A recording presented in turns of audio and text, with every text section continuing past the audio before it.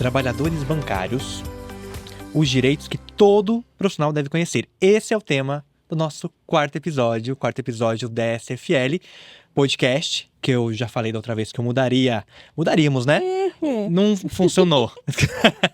A risadinha ao fundo aqui. Não funcionou, não deu tempo da gente mudar ainda esse letreiro aqui para um videocast, mas vamos chegar lá. Sim. Hoje, como vocês já perceberam, spoiler, eu estou aqui ao lado dela, mais uma vez, a minha siamesa.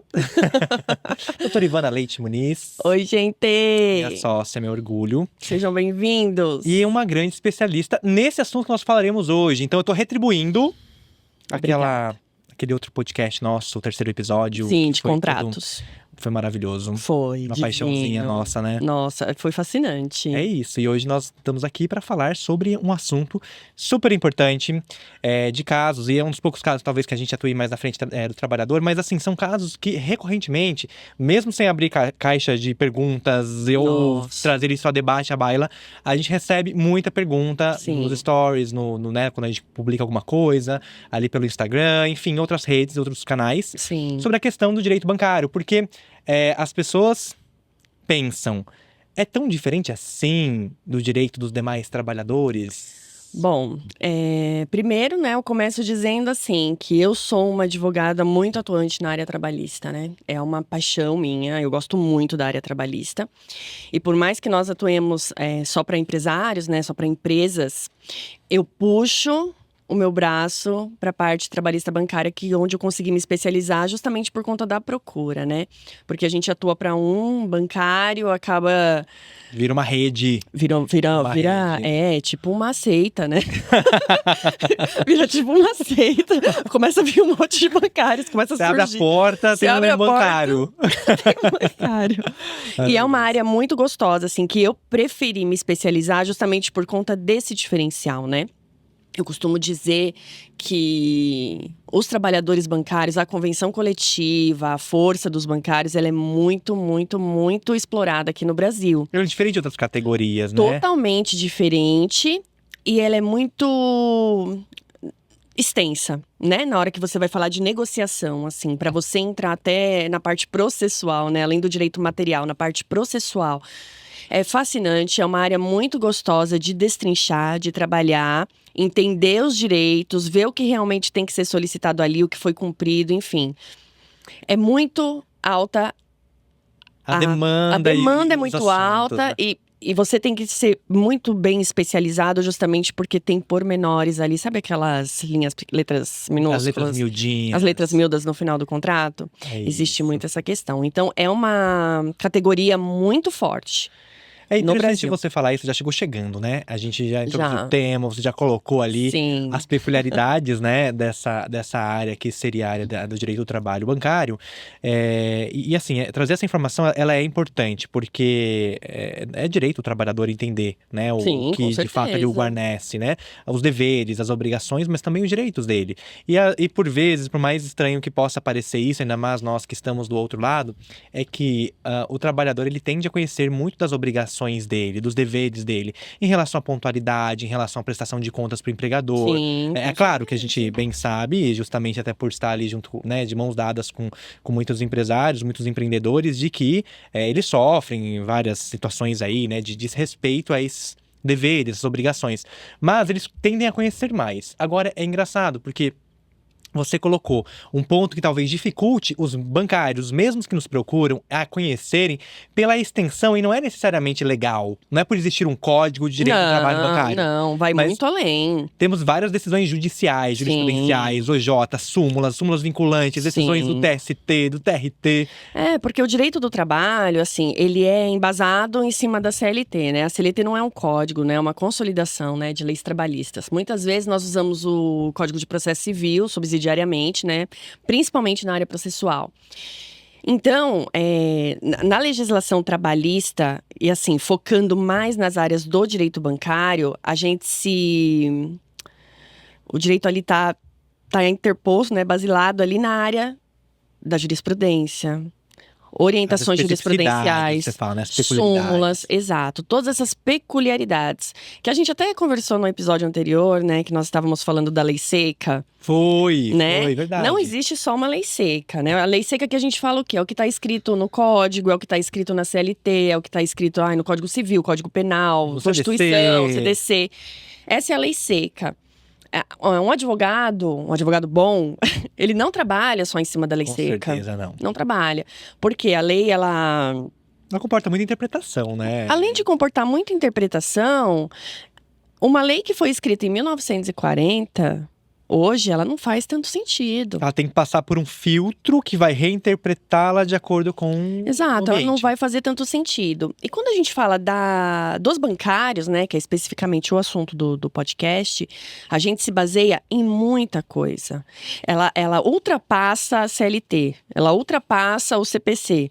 Tá? E quando eu digo ultrapassa, é óbvio que tem que ser algo para beneficiar a gente, né? Claro. Nada que vai onerar o trabalhador vai estar acima da legislação, não é isso que eu tô falando. Mas a gente acaba se baseando, se precavendo dentro de todas essas outros meios. Até por ser uma categoria, como você falou, muito organizada e também que tem muitas peculiaridades na forma deles de atuarem. Aliás, além da responsabilidade, né, de lidar com isso, né? Muito. De lidar com essas relações aí financeiras do mercado, oscilação. Tem muita coisa, enfim, que envolve as atribuições desses profissionais.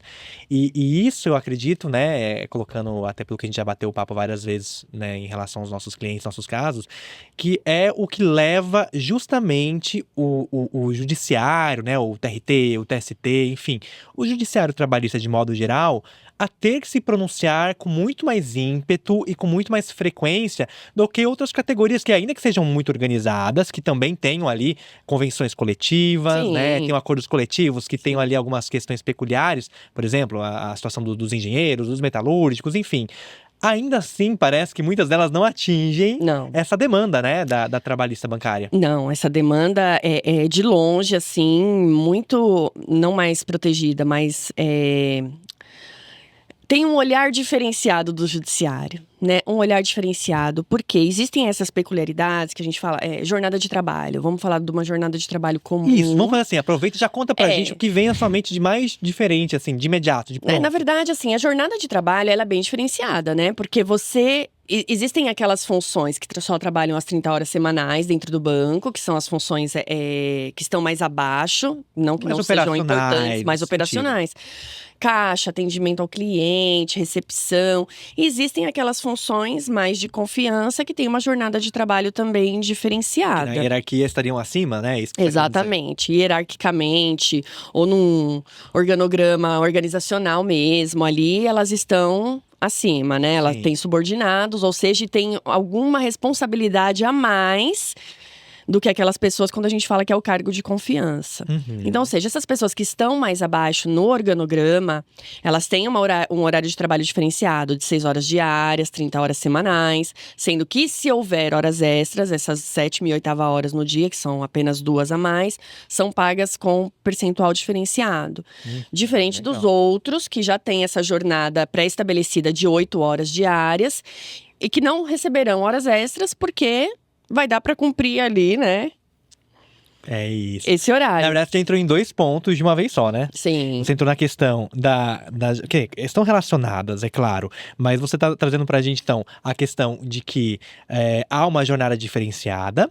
Mas há também um outro cargo que não vai se sujeitar a essa limitação e que, assim, pelo que você está colocando aqui, eu já consigo visualizar, né, casos práticos, decisões do TST, decisões do TRT, que falam um pouquinho sobre o uso dessa outra categoria ou dessa outra atividade, digamos assim, né, do cargo de confiança, às vezes para burlar um pouquinho essa limitação. Isso acontece. Acontece, é raro, mas acontece com frequência, tá? E essa é uma das grandes reclamações na hora de demandar uma ação judicial. É justamente esse contorno aí, né? Vai burlar essa questão justamente para você ter aquele profissional ali que ele não tem, na verdade, um cargo de confiança, ele não tem toda essa responsabilidade, mas eu preciso dele 8 horas diárias ali comigo. E aí se cria um puxadinho. É o jeitinho brasileiro de falar, vamos Sempre tem, né? Aí, numa categoria tão forte e que exige tanto cumprimento de metas, justamente porque você está trabalhando com finanças, né? Você está trabalhando ali para gerar economia, né? E tanto em bancos privados ou públicos, enfim. E acaba acontecendo isso. E não é só essa questão de horários, são em várias outras questões, justamente até questão salarial mesmo, né? Porque existe os pisos salariais, existem as questões de premiações, existem a questão... E isso varia de cargo para cargo, certo? Pode sair mais barato, então, eu falar, vou colocar esse profissional numa posição, digamos assim, né? Ainda que simbolicamente falando, hierarquicamente superior, né? Ali numa situação de cargo de confiança, que nós diríamos. Porque para mim ainda sai mais barato eu pagar o piso para ele dessa atividade, né? Desse cargo, do que eu depois ter que pagar para ele 2 horas adicionais. Porque aí tem os encargos em cima ainda, né? Tem a média salarial na contagem, que a gente também mistura um pouco de direito material, né? A gente vai falando do direito material. Existe um custo em cima de tudo isso. E banco é banco, né? Como toda empresa vai estar preocupado com caixa e com o lucro e com a performance, com custo. Né? Então existe, além disso, além dessa peculiaridade, assim, que é uma questão muito demandada dentro de demanda judicial, né? Dentro do processo, que quando você atende um bancário, você levanta algumas questões com ele, né? Ninguém vem com um questionário pronto. Você acaba entendendo a lei. Você tem que se aprofundar muito na questão da convenção coletiva. Só que assim, na hora que você pega um trabalhador, você vai ter que entender o problema dele, tá? E o que acontece no bancário são 3 questões, assim, que são basicamente demandadas. Jornada, PDV, a gente vai falar o que é PDV, e a questão da saúde e segurança do trabalhador, tá? Quando você atende um bancário, são essas 3 coisas que são, assim... mais demandadas. Que ele vem contar pra você. Ele vem contar e ele vem com muito detalhe contar isso pra você. É o que de mais comum vai ter. Ou seja, tem situações que, por exemplo, assédio moral ou assédio sexual, como também acontece, evidentemente, em outros vários ambientes de trabalho, não necessariamente vão ser uma pauta frequente, mas dessas 3, assim, quase sempre, como dizem os mineiros, batata. Na saúde, dentro dessa saúde e segurança, entra isso que você acabou de falar, do assédio moral. Pode vir também, então... Ela vem muito forte. O assédio moral, você fala. O assédio moral. Tanto que os bancos, né, na própria convenção, agora, há alguns anos para cá, existe uma cláusula específica só de tratamento de assédio, tá? Porque assédio moral, a gente não tá falando só de tratamento. Ai, tô te tratando mal. Até que ponto é um assédio? Tanto que a gente fez, acho que foi o primeiro episódio, né, do podcast que a gente fala de assédio, a gente explorou. Enfim... Então, você tem que entender o que é o assédio e você tem que entender até que ponto aquilo é um assédio que você está levando para o lado pessoal ou se aquilo realmente está afetando a sua área profissional. E isso a gente consegue comprovar. Ou seja, tem vários contornos, né? Muitos. Você pode desde falar, não, eu não entendo necessariamente como um assédio, no sentido de, é um tipo de grosseria, de distrato, de falta de talvez tato, ética, né? de trabalho, de tato, outras questões, mas não necessariamente um assédio. Agora, quem possivelmente sofre assédio, sabe que tá sofrendo assédio. Sabe, você consegue hoje identificar o que é assédio. Obviamente que você tem que ter esse discernimento para não se tornar qualquer coisinha um assédio, porque existe uma cobrança, né, de cumprimento de metas. Até aí ela deve ser saudável, porque você está trabalhando com vendas, você está trabalhando com dinheiro. Então isso é muito natural existir a cobrança de metas, desde que não sejam abusivas, absurdas, ok.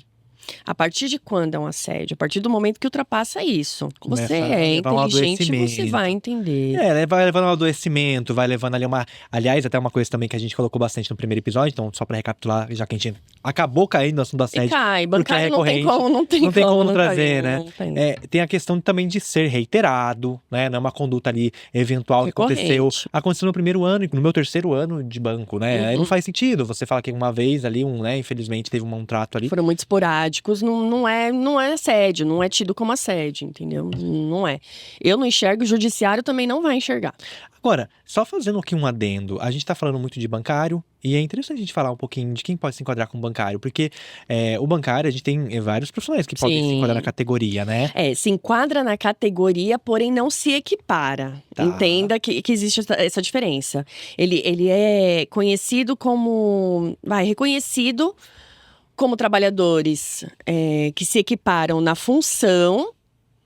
Porém, em alguns benefícios recebidos pela função, ele já não vai ter o mesmo, já não vai ter a mesma garantia, mesma vantagem, né? A mesma aplicação exatamente. De convenção, aí vão ter algumas peculiaridades que vão... Sim, pessoas que trabalham em ramos financeiros, empresas de recuperação de crédito, financeiras, não necessariamente um banco, empresas de investimento, exatamente. Quando a gente fala de banco, eu acho que é o mais comum, né? Talvez vai os entender bancários... só o quê? Não, talvez os bancários banco que estejam nos ouvindo já estejam associando, porque eles já Sim. conhecem mais do mercado.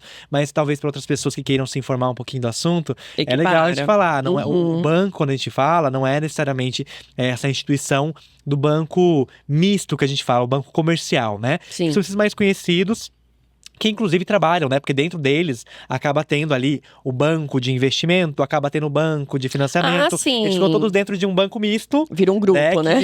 E aí isso que a gente conhece por uma sigla, um nome, né? Sim. Único. Mas na verdade ele já é um conglomerado de instituições, né? Bancárias. Sim. Aí é a questão do cuidado mesmo, sabe? Equipara, mas não enquadra, mas não equipara. Ou seja, cada trabalhador desse vai ter uma atividade peculiar que a gente vai subir ali para fazer o pedido quando houver essa demanda. Entendam. A hora que traz o problema, a gente vai entender aonde ele se encaixa para fazer essa distinção.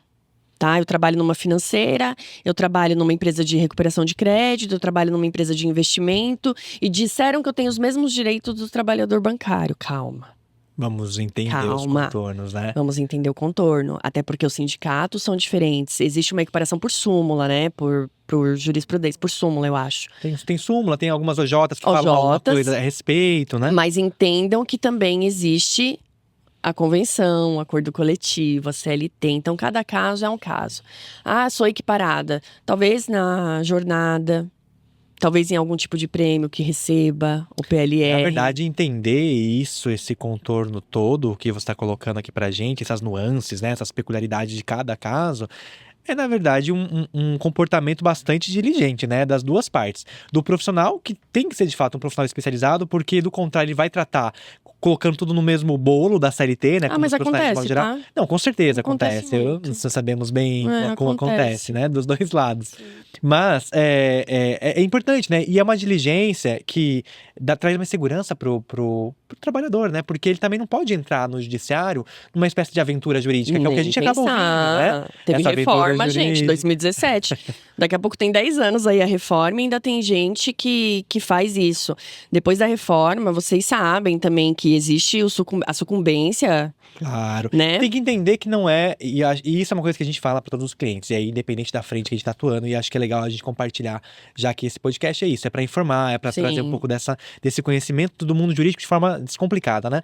É legal de falar, assim, não pode ser uma loteria. O judiciário nunca pode ser tratado como uma loteria. Nem pensar. Né? Então, você não pode... Seja uma causa civil, né? Ou mesmo, no caso que é o nosso foco hoje, uma causa trabalhista. Você não pode sair pedindo ali as coisas sem nenhum tipo de embasamento, sem que de fato elas tenham acontecido, sem provas substanciais, isso é importantíssimo. Exato. E ainda mais no dano moral, né? Quando a gente fala, inclusive a gente também falou isso no primeiro episódio.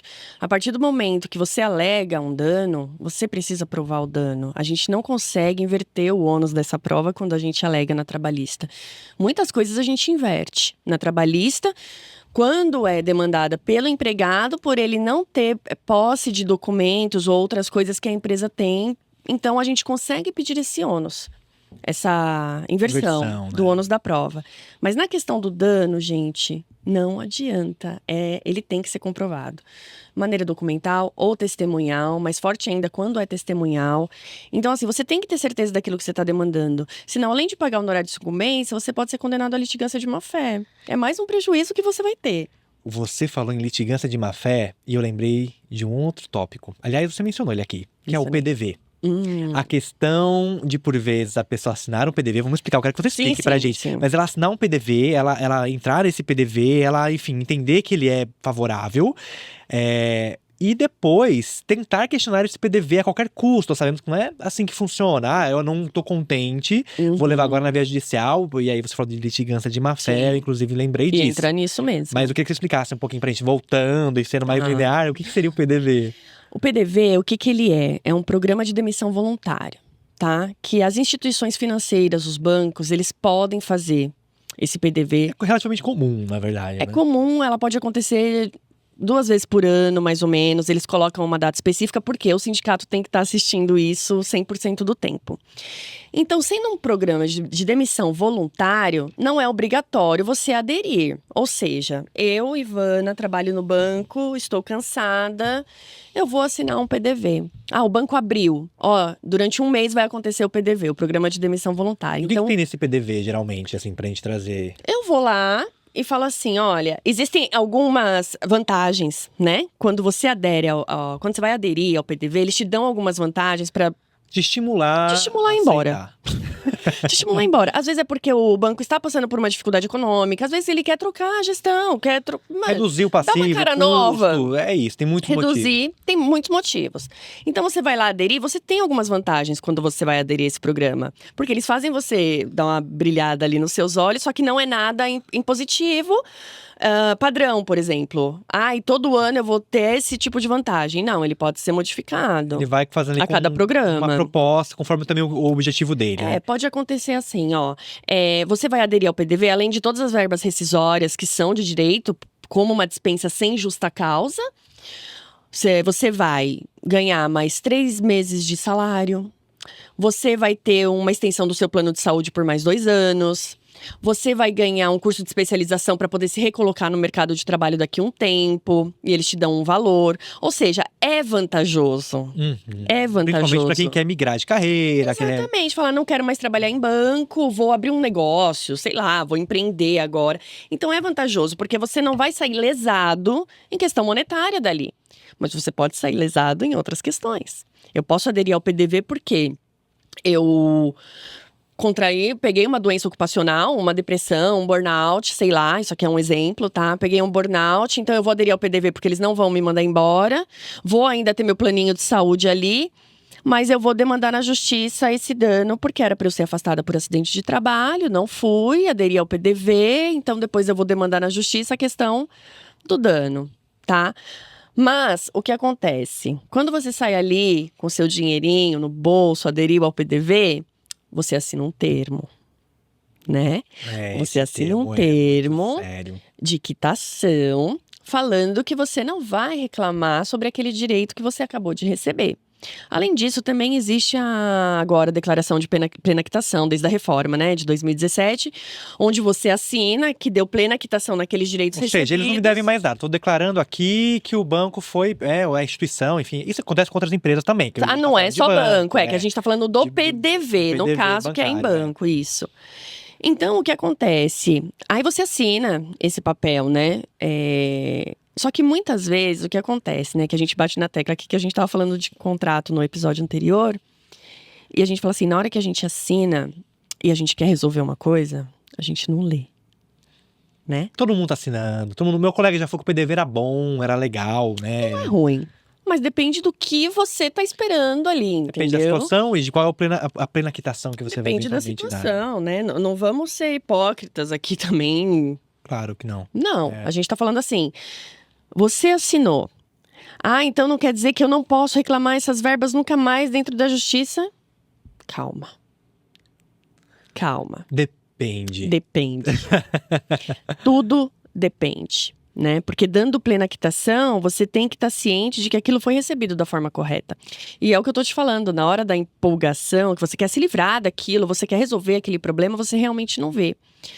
isso seria muito arbitrário, né? Você falar que você está dando plena quitação daquilo, sendo que você não entendeu, que você não leu e você não pode nunca levar para a justiça. É um assunto que tem sido polêmico ainda, na verdade, né? Até hoje. Até hoje, porque apesar de termos avançado alguns anos na reforma, é um assunto que você traz a discussão, a gente traz a discussão, inclusive no judiciário, tal qual também falamos no outro episódio, com outra vertente, né? Outra roupagem, outro foco, mas é a questão dos direitos que são disponíveis e os direitos que não são disponíveis. Ou seja, quais são os direitos que eu posso transigir e negociar com a Ivana e quais são os direitos que eu não posso. Eu não posso, por exemplo, negociar com ela a minha dignidade. Vou vender minha dignidade para você por R$1 milhão aqui. Vende. Né? Então, tem um pouco disso, de identificar isso também no PDV. Agora, se eu fiz ali, eu assinei, eu firmei esse PDV, eu dei plena quitação, segui todos os trâmites ali que estão estabelecidos hoje na legislação, né, pós-reforma, e eu não tratei de nenhum direito indisponível, aí eu já não consigo mais questionar no judiciário. Aí, se eu questionar, pode entrar naquela situação litigante de má-fé, que era de onde a gente partiu até. Exatamente. É porque, Gabriel, acontece muito antes, né, essa negligência das instituições bancárias, principalmente quando se trata da saúde mental do trabalhador, né? Porque o sindicato começou a pegar no pé, a convenção ficou mais forte de uns anos para cá, justamente porque as demandas judiciais aumentaram só com essa reclamação.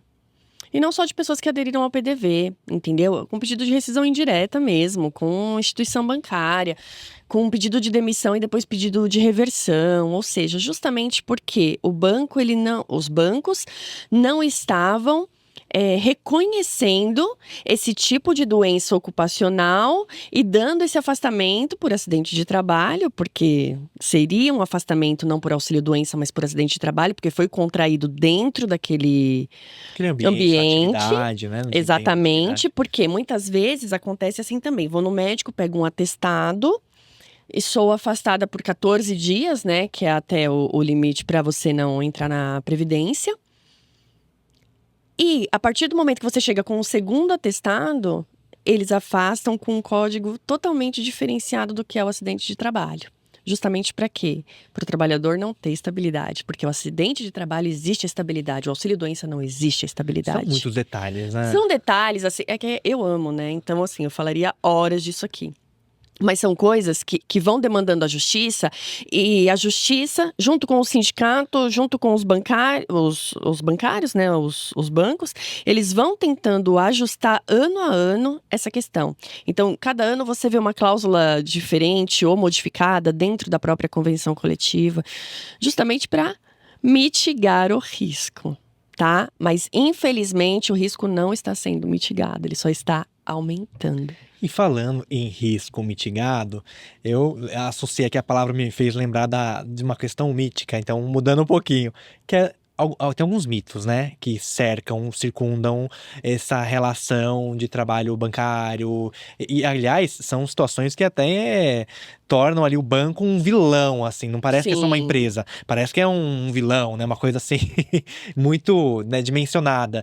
E dentre alguns mitos, eu queria que você falasse pra gente, tem um mito, e a gente já ouviu várias vezes, de muitos clientes, olha, eu não posso reivindicar os meus direitos bancários, porque tem uma blacklist, eu vou ficar queimado no mercado, eu não posso mais me recolocar, tornando, inclusive, como se o banco, não estamos dizendo que isso não aconteça em ambiente nenhum, sabemos que, inclusive, em outros tipos de empresa podem acontecer. Sim. Mas tem uma coisa de quase transformar o banco, que seria um crime, né, numa espécie de criminoso, né, e não é verdade, a gente sabe que não funciona assim, queria que você falasse sobre isso na verdade é uma lenda, né, porque quando o empregado, ele vem com os seus questionamentos de ver o que é possível ter na demanda judicial, mesmo que ele assinou PDV ou não, outro tipo de demissão, enfim, ou até trabalhando ainda, saber o que pode fazer para arrumar, a primeira coisa que eles falam é: doutora, mas se eu entrar com processo, ninguém mais vai me contratar.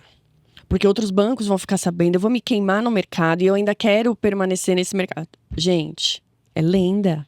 É um telefone sem fio. É um telefone sem fio, isso é mito e é um crime. Se ocorrer isso, essa blacklist, é crime. É criminoso. Eu acho que teve até decisão do TST, alguma coisa assim, que dizia que não poderia existir esse tipo de discriminação. Informação, discriminação. Exato. Porque isso é um tipo de discriminação. Eu acho que é legal a gente colocar isso, porque se a gente tá falando de direitos aqui, assim como a gente fala muito sobre os direitos da empresa, e hoje a gente tá invertendo um pouquinho e falando desse direito também do empregado, né? É legal entender que, assim, primeiro, que o empregado ele também pode ter um tipo de ação bastante profissional na justiça, principalmente se ela for na justa medida do que é um direito dele, e não necessariamente para terminar a relação. É sobre isso, a justa medida do direito. Eu falo por nós, tá? Pelo nosso escritório, a gente não pega a ação que a gente vai demandar de forma leviana, justamente porque a pessoa, ela precisa primeiro comprovar para mim, pro advogado, que realmente ela passou por aquela situação e aquilo demandaria uma litigância, e que não seja de má fé. E não o fato dela simplesmente sentar e reclamar e eu ter que tirar leite de pedra pra demandar uma ação. Eu não faço isso, a gente não faz isso. Fazer uma loteria, como a gente falou. Nós não fazemos isso. Então, aí essa questão da blacklist também, esse telefone sem fio é feito mais pra quê? Pra amedrontar, intimidar. Né? E as pessoas umas falam com as outras. Você acaba trabalhando num setor que você acaba conhecendo todo mundo. Se eu trabalho no setor de metalúrgica, eu vou conhecer todo mundo que trabalha naquele setor. Se eu trabalho no setor de festas, de eventos. E se eu trabalho no setor bancário, você acaba conhecendo todo mundo. Claro. E todo mundo conhece essa lenda. Ela é muito falada. Ela é muito falada. E reduzem, né, na verdade, um setor imenso, com um volume de trabalhadores assim, absurdo, como se você fosse ter inclusive assim, como fazer esse tipo de controle. Não tem. É impossível, né? Completamente. É por isso que a gente fala que é uma lenda, e é uma lenda no sentido prático. Porque, de novo, ninguém tá falando aqui que não, negando que possa haver algum tipo de ação, e de qualquer empresa, isso, de má fé. Né?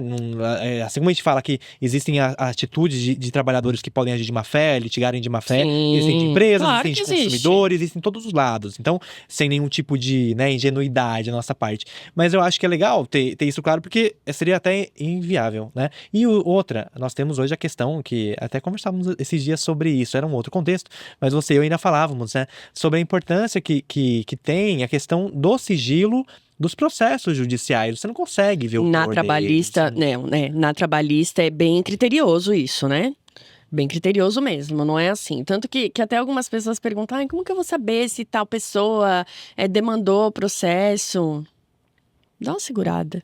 Dá uma segurada. O processo trabalhista, ele é mais litigioso. Ele tá mais resguardadinho ali justamente para não haver esse tipo de discriminação. Gente, porque a partir do momento que você demanda e você tem certeza daquilo não é de má fé, é um seu direito. Seu direito não pode ser negligenciado. E você precisa de um profissional que te ajude a conseguir esse direito. Então, assim, é comum você demandar. A justiça tá ali para quê? Para te acolher, né? Agora eu tô falando da parte do trabalhador, assim como para a empresa também. Depois da reforma, existem muitos temas polêmicos depois da reforma, né? Quem é contra, quem é a favor. E eu consigo balancear essas questões. Justamente por trabalhar para a empresa e para empregados, você consegue balancear isso e falar o que é vantajoso e o que eu posso usar a meu favor na hora de demandar, tá? Então, não fiquem com essa lenda, a gente fala isso justamente porque, além de ser o seu direito, e se você acha que deve recebê-lo e nós orientaremos se sim ou se não, esquece essa questão da blacklist, esquece essa questão desse telefone sem fio, porque não tem como ter esse controle. Milhões e milhões de bancários, né, no Brasil, em São Paulo, enfim. Como que você não vai estar numa blacklist? É impraticável, aliás, eles não conseguiriam nem mais colocar a mão de obra, né? Exatamente. Porque eles precisam também de profissionais que conheçam o mercado, que atuem, que queiram atuar. É uma série de fatores, né? Aliás, é até bom a gente lembrar aqui, fazer essa ressalva que você falou, né, em relação a essa questão da empresa, do empregado. E a gente fala muito, assim, de justiça do trabalho, a gente fala muito do empregado demandando no poder judiciário. Uhum. Mas a gente também, principalmente em relação às empresas que a gente presta consultoria, assessoria, né? A gente fala de várias situações em que, olha, aqui, empresa, você pode entrar na Justiça do Trabalho em relação ao comportamento, à conduta do seu empregado. Então existe também esse outro lado, né? Agora a questão, que a gente está trazendo aqui é você conseguir olhar isso de forma muito honesta, né? Juridicamente falando, em termos éticos, legais. Exato. É de assim, sempre comprovar primeiro pro advogado, não se mente para advogado, não se inventa história para advogado.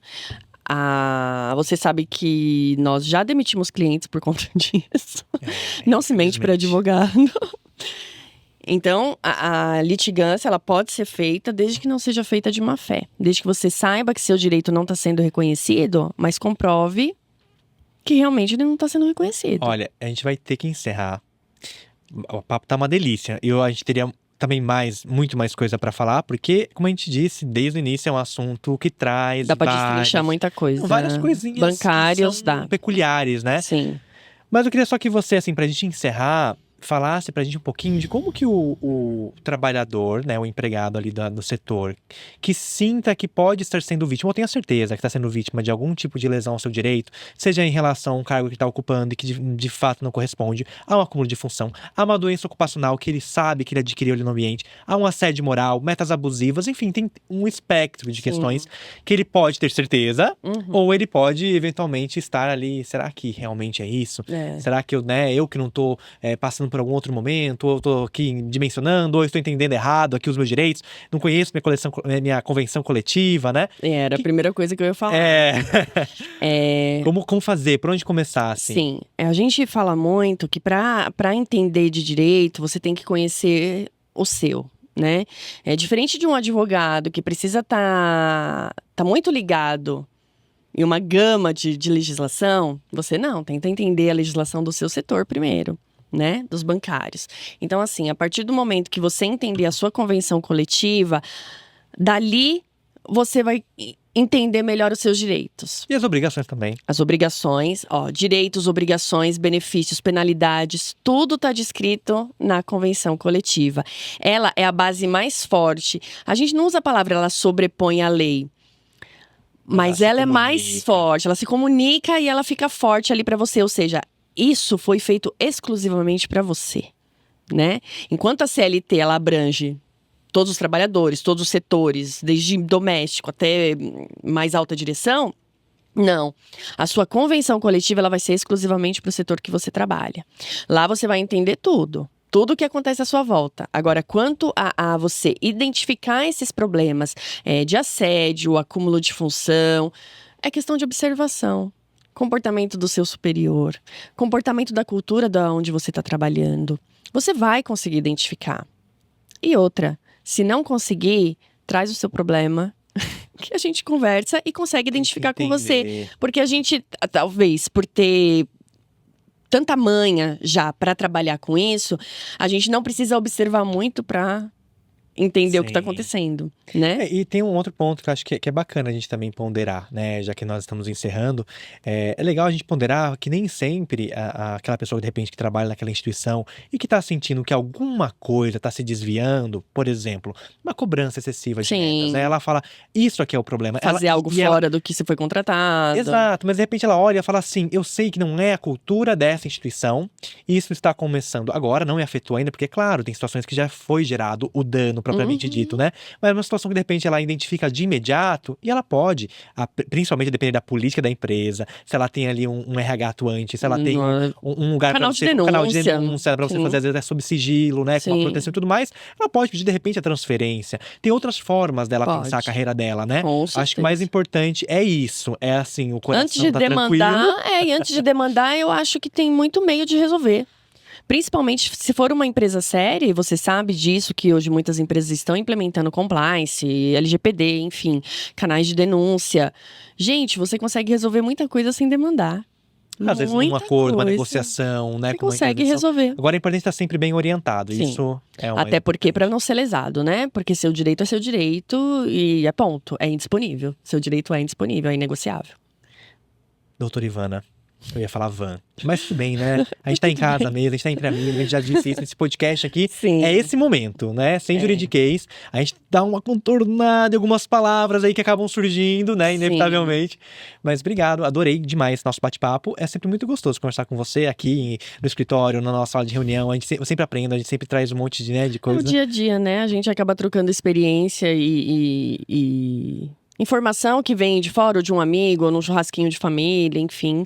Vamos tentar também fazer os cortes aqui nesse podcast pra gente responder as perguntas, porque vão surgir perguntas com também, certeza, né? Eu tenho muitos clientes que são desse setor, muitos amigos que são desse setor, e acaba que manda mensagem, eu falo, gente, eu vou fazer um vídeo sobre. Não temos conseguido, né? E a gente não tá conseguindo. Mas agora vamos tirar uns recortes desse aqui, fazer as caixinhas de perguntas e depois fazer mais. É assim que a gente tá tentando fazer agora os vídeos, né? Eu tenho essa interação. Abrange legal, depois abre uma caixinha e responde as perguntas específicas dentro de outro vídeo, que aí atende um monte de gente de uma vez. E a gente pode fazer uma parte 2, por que não? Assim como a gente falou dos contratos, né? É o que eu tô falando, vai ser assim, a partir de agora. Tá decidido. Só acompanhar que tá decidido, vai ser assim. Obrigado, Van. Obrigado, pessoal. Gente, obrigada, até a próxima, logo mais. Nova temporada no ano que vem. Um abraço. Beijo. Tchau, tchau.